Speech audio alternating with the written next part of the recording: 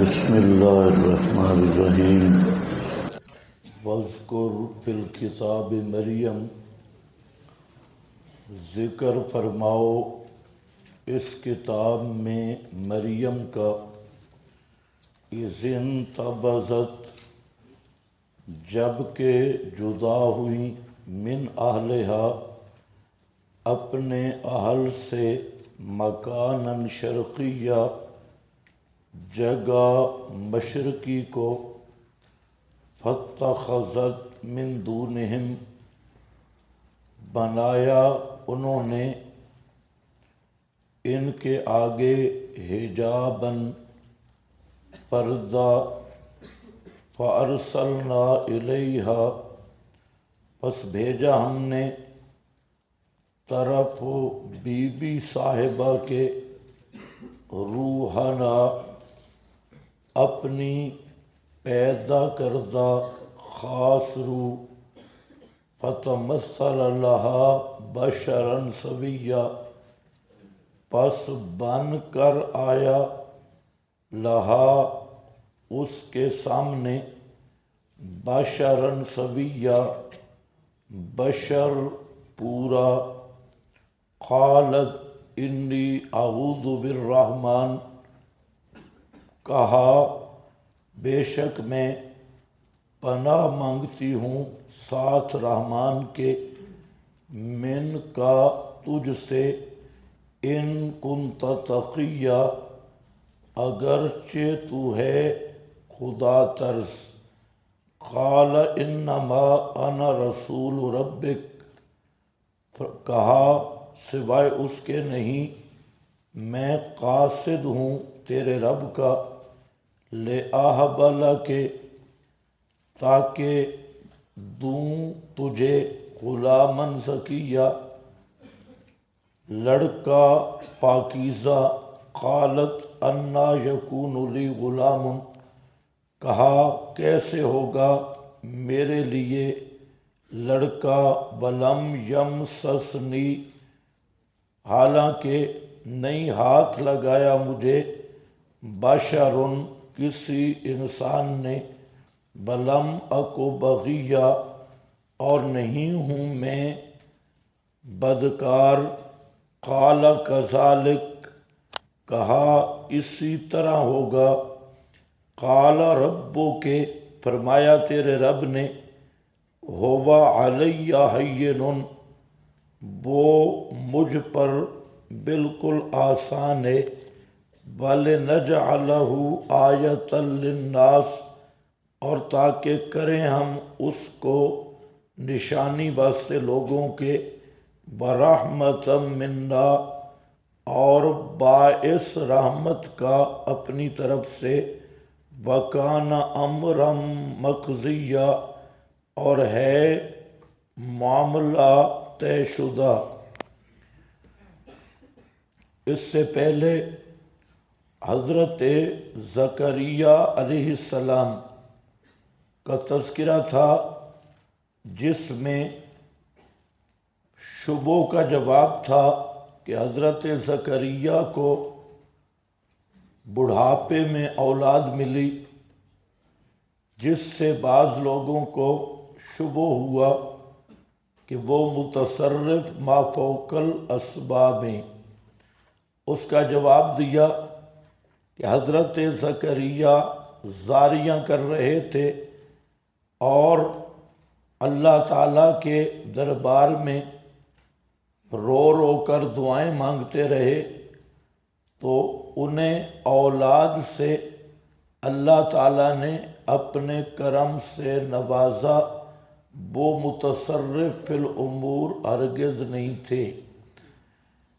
اب یہاں دوسرے شبہوں کا جواب ہے حضرت مریم اور حضرت عیسیٰ کے متعلق، اور شبہوں کا حاصل یہ ہے کہ حضرت عیسیٰ بغیر باپ کے پیدا ہوئے اور حضرت مریم نے بغیر خامند کے بیٹا جنا، جو خوارق میں سے ہے تو اس سے معلوم ہوتا ہے کہ حضرت مریم اور حضرت عیسیٰ یہ متصرف فی الامور ہیں۔ تو اس کا جواب دیا گیا پوری تفصیل کے ساتھ کہ حضرت مریم پر کیا بیتی، حضرت عیسیٰ پر کیا بیتی، جن کے اس طرح کے حالات ہوں، جو خود درد ذہ کا شکار ہو اور خود پریشانیوں اور غموں کا محل بنے، وہ حاجت روا اور مشکل کشا نہیں بن سکتا۔ تو اصل مقصد یہ ہے۔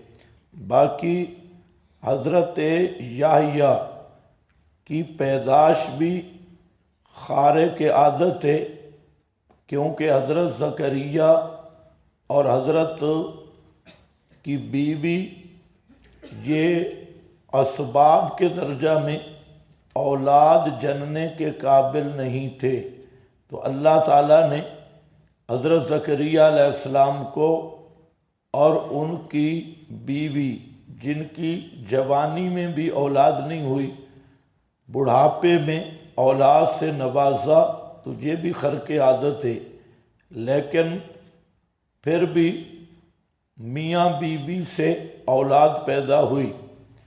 جبکہ حضرت عیسیٰ کی ولادت یہ بغیر باپ کے ہے، تو یہ پہلے کی نسبت عجب ہے، پہلا واقعہ عجیب ہے، تو یہ عجب اس سے بھی زیادہ عجیب ہے۔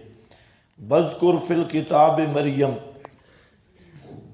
ذکر فرماؤ الکتاب، اس کتاب مراد معہود قرآن میں مریم کا معنی مفسرین نے لکھا عابدہ، مریم کا معنی عابدہ، عبادت کرنے والی۔ اذ انتبذت، جب کہ جدا ہوئی، من اہلہا، اپنے گھر والوں سے۔ کیوں جدا ہوئیں؟ ایک قول یہ ہے کہ حیض سے غسل کرنے کے لیے الگ ہوئیں اور درمیان میں پردہ ڈالا۔ دوسرا قول یہ ہے کہ عبادت کے لیے حضرت مریم جدا ہوئیں، شرقی مکان، جگہ مشرقی کو، جو وہاں جگہ تھی معروف اور معہود۔ معروف قول آپ کے پاس لکھا ہے انتبذت، غسل از حیض کے لیے، من اہلہا، تو حیض سے غسل کے لیے جدا ہوئیں یا عبادت کے لیے جدا ہوئیں اپنے اہل سے، مکانن شرقین، جگہ مشرقی۔ فاتخذت من دونہم حجابا، پس بنا لیا حضرت مریم نے من دونہم، اپنے اہل کے آگے، یعنی دوسرے لوگ جہاں رہتے تھے اس کے آگے، حجاباً، پردہ، تاکہ اس کی آڑ میں غسل کر لوں اس توجیہ کے مطابق۔ اور دوسری عبادت والی، تو حضرت مریم نے عبادت کے لیے درمیان میں حجاب اور پردہ لٹکا دیا تاکہ سکون سے عبادت کر سکوں۔ فَأَرْسَلْنَا إِلَيْهَا، پس بھیجا ہم نے طرف حضرت مریم کے،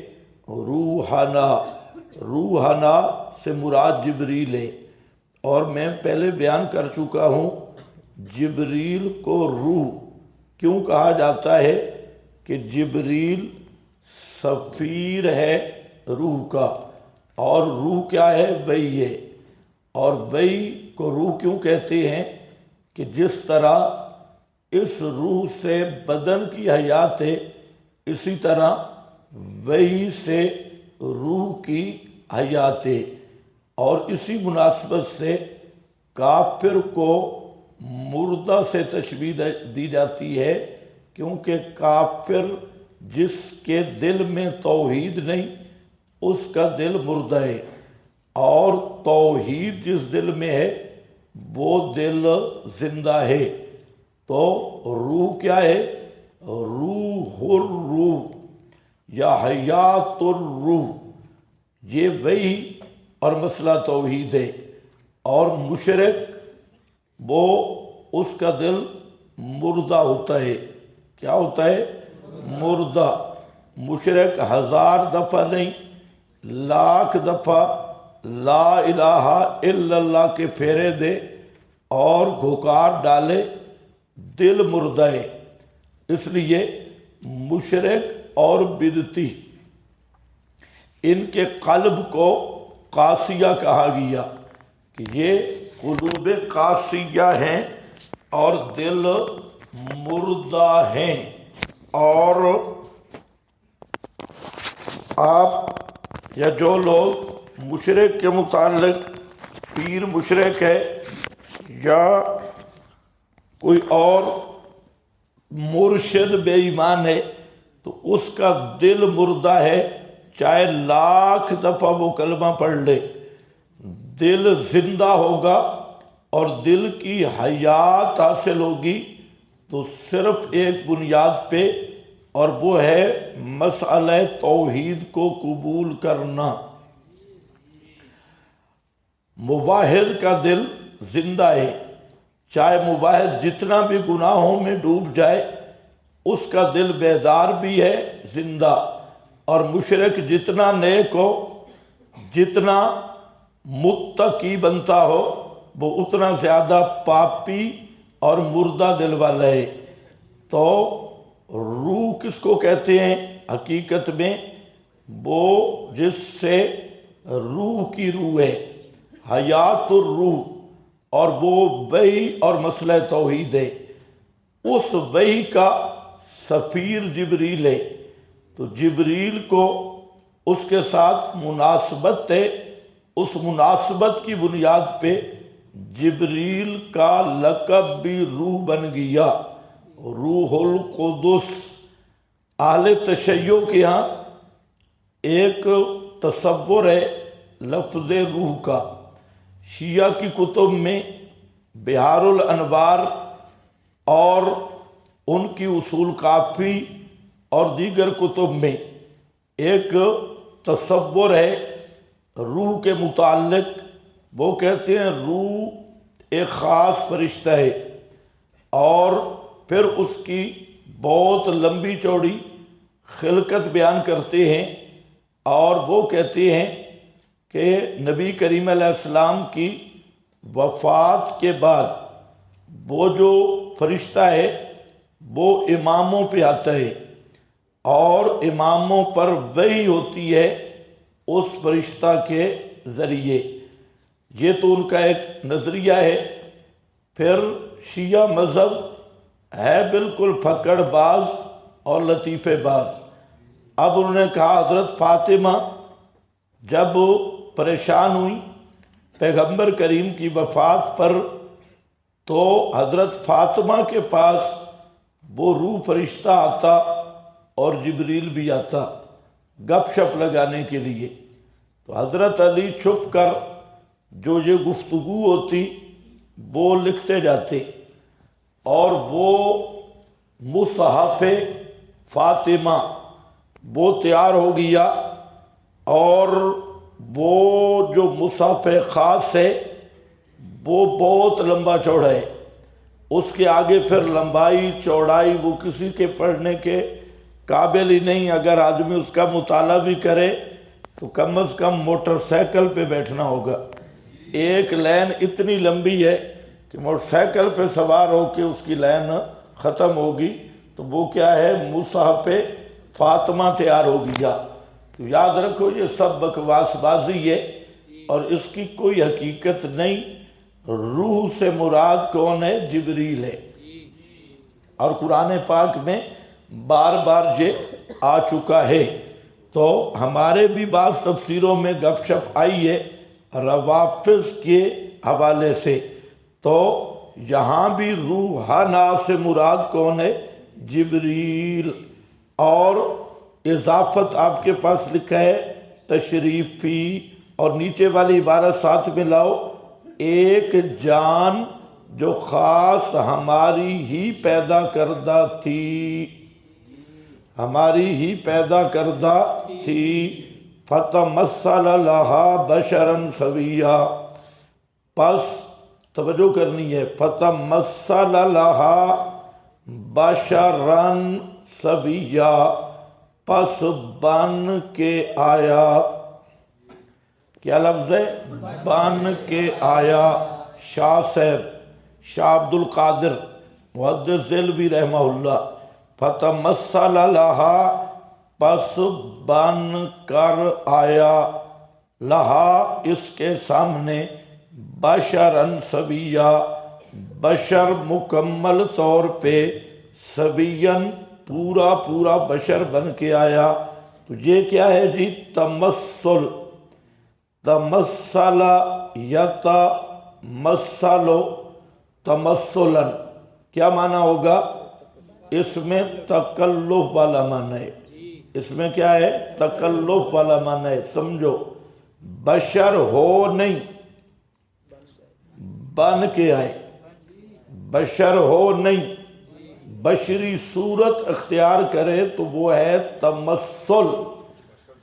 یہ جو بریلوی حضرات ہیں یہ ایک بہت بڑا فراڈ کرتے ہیں، اور وہ یہ فراڈ کرتے ہیں کہ جب آپ پڑھیں گے قل انما انا بشر مثلکم، تو یہ فوراً پڑھیں گے فتمثل لہا بشرا سویا، کہ وہ کہتے ہیں دیکھیں بشریت کی ہم منکر نہیں، بشریت ہم مانتے، تو پہلے بریلوی تھے جو بشریت کے لفظ کے بھی دشمن تھے، تو کہتے ہیں بشر ہم بھی مانتے ہیں، لیکن بشریت نور ہونے کے منافی نہیں۔ بشریت کیا ہے؟ نور ہونے کے منافی نہیں ہے، ان میں تضاد نہیں ہے، بشر بھی ہیں اور نور بھی ہیں۔ تو اس پر وہ پھر پیش کرتے ہیں، دیکھو تمثل لہا بشرا سویا، جبریل نور بھی تھا اور بشر بھی قرآن نے کہا، تو معلوم ہوتا ہے نوری بشر ہو سکتا ہے، کیا نوری بشر ہو سکتا ہے؟ تو وہ کہتے ہیں نبی پاک علیہ السلام نوری بشر ہے، جیسے جبریل کیا ہے؟ نوری بشر۔ تو جواب کیا ہوگا؟ پوری توجہ سے بیٹھو، کہیں بھی آپ کو یہ جواب نہیں مل سکتا، اور یہاں اگر آپ نے نہ سمجھا تو میں نے عرض کر دیا کہ یہ کیا ہے؟ تمثل، یا تمثلو کیا ہے؟ تکلف، اور وہاں کیا ہے؟ مثلکم، مثلکم، جہاں نور تھا بشری صورت میں آیا تو وہ تمثل ہے، وہ مثل نہیں، اور جہاں حقیقتاً بشر تھا تو وہاں تمثل نہیں، وہاں مثل ہے، وہاں کیا ہے؟ مثل۔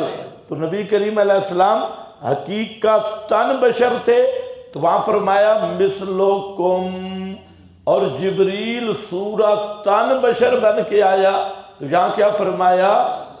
تمثلا، بشر تھا نہیں، بشری صورت اختیار کر کے آیا، بشر تھا نہیں، بشری صورت اختیار کر کے آیا۔ صوفی صاحب مراقبے میں ہو تو، بشری صورت اختیار کر کے آیا، سمجھ گئے میری بات؟ اب اس پر آپ کے پاس ایک حوالہ لکھا ہے، اس حوالے کی غرض یہی ہے، مشتق من المثال وَأَصْلُهُ أَن يَتَكَلَّفَ، اصلہ جلدی جلدی، أَن يَتَكَلَّفَ أَن يَكُونَ مثال الشَّيْءِ، والمراد فَتَصَوَّرَ لَهَا بَشَرًا سَوِيًّا، تمثل لَهَا بتکلف، بشر تھا نہیں، بشری صورت اختیار کی اور بشری لباس میں آیا، بشری صورت میں آیا، تو جہاں لفظ تمثل ہے، اور جو اندر سے بھی بشر باہر سے بھی بشر، کھرا بشر، تو وہاں لفظ تمثل نہیں، وہاں مثلکم ہے۔ یہ عبارت کی یہی غرض۔ آگے سبین کا معنی ہے، کیا معنی؟ پورا، سبین پورا، مکمل، کیا معنی؟ مکمل اور پورا، یعنی انتہائی حسین و جمیل۔ سبین سوا کا سے ہے، سوا سبین، بہترین خوبصورت ترین نوجوان کی شکل میں آیا، سمجھے؟ جبریل جب بشر بن کے آتا تو انتہائی حسین جمیل صورت میں، جیسے نبی کریم علیہ السلام کے پاس دہیہ کلبی کی صورت میں آتا، دہیہ کلبی صحابی ہے، اور جبریل کئی دفعہ انہی کی صورت میں نبی کریم علیہ السلام کے پاس آیا، تو وہ بہت خوبصورت صحابی تھے۔ آپ صلی اللہ علیہ وسلم جب نمائندہ بھیجتے خطوط وغیرہ دے کر تو حضرت دہیہ کلبی کو بھیجتے، کیونکہ وہ بڑے وجیح اور صحیح باروب آدمی تھے، تو نبی پاک صلی اللہ علیہ وسلم ان کو اپنا خط دے کر بھی دہیہ کلبی کو بھیجتے تھے۔ اور یہ دہیہ کلبی جو تھے یہ حضرت معاویہ کے بڑے قریبی ساتھی تھے رضی اللہ تعالی عنہما۔ سمجھ گئے میری بات؟ ہاں، خیال کرنا ہے۔ بشرن سبیہ، سبیہ پورا کا کیا مطلب ہے بھئی؟ خوبصورت، ہاں خوبصورت اور صحیح جوان، پر جوان، کیونکہ اس میں کیا مقصد تھا؟ حضرت مریم کا امتحان اور ان کی پاک دامنی، کہ وہ بھی جوان ہے یہ بھی جوان ہے، اور قرآن یہی کہہ رہا ہے کہ اذ انتبذت، آگے فاتخذت من دونہم حجابا، درمیان میں پردہ بھی، مانے شانے بھی کوئی نہیں، اور ایک جوان لڑکی ہے، اس کے سامنے ایک خوبصورت ترین لڑکا آ گیا، اور خوبصورت ترین حسین و جمیل لڑکا آ گیا۔ اب کوئی درمیان میں ایسا معنی بھی موجود نہیں، ادھر بھی پردہ عبادت خانہ ہو تب بھی، غسل خانہ ہو تب بھی، تو جہاں حجاب ہے اور بالکل تنہائی ہے، تو یہاں اصل مقصد یہی ہے۔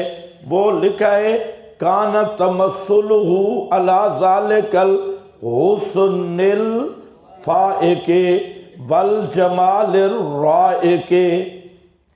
سبین پہ لکھ رہے ہیں بزرگ کہ یہ کامل حسن والا اور جمال رائق والا، کیونکہ عادت ملک کی اذا تمثل ان یتمثل بصورت بشر جمیل کما کان یاتی النبی صلی اللہ علیہ وسلم فی صورت دہیہ اول ابتلائہا وصبر عفتہا۔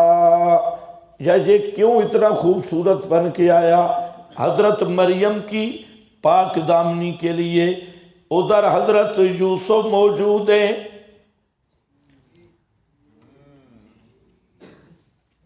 اور للڑوں کی امی موجود ہے۔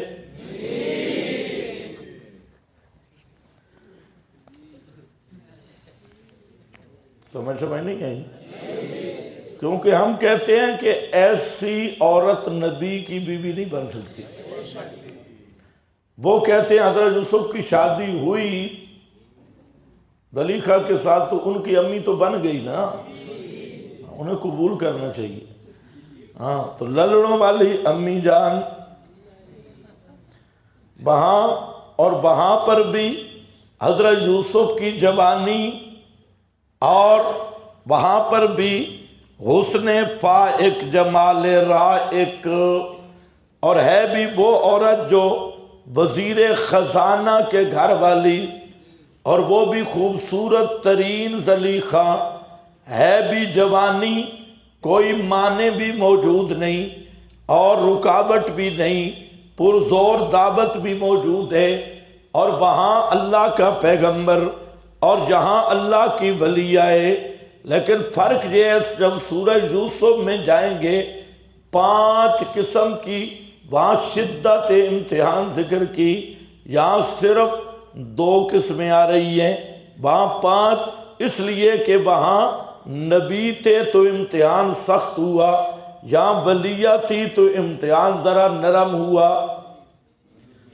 سمجھ آ رہے ہیں؟ وہاں پیغمبر کی بات تھی تو وہاں 5 قسم کی شدتیں بڑھائی گئی اور صحیح جھنجھوڑا گیا، اور یہاں ولیہ تھی تو 2 رکھی گئیں، ایک تو وہ آیا اور خوبصورت بشر بننے کی صورت میں اور جوان کی صورت میں، اور دوسرا درمیان کا حجاب نہیں تھا، وہ مطلب معنی نہیں تھا، کوئی چیز رکاوٹ نہیں ہے۔